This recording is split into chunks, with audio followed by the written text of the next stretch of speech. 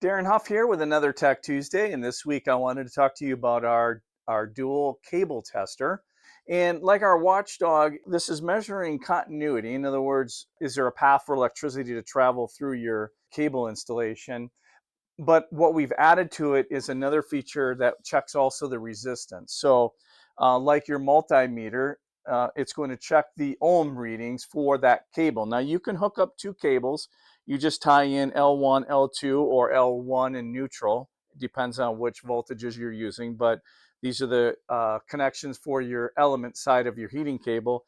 And then you tie in your ground. You do that for two cables if you have two cables. If you have one, you just use one slot. Again, continuity is measuring the path for electricity to travel.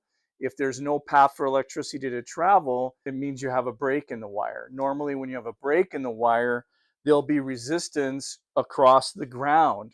It's when there's a break, and I'm simulating this red wire simulates your heating cable. I've actually cut the bare wire here, and if my ground went right alongside of this, I'm going to hear this tone, meaning that there's resistance to the ground.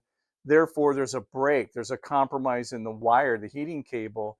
And so during your installation, if you get that tone, you need to stop immediately and take care of that problem because there's compromise in there. You more than likely cut the wire at some point. So that's our dual cable tester. Again, it checks not only the continuity, but also checks the resistance, so you can easily view that and document that per our installation and manual. Until next time, I'm Darren. This is Tech Tuesday. Take care and make it always radiant.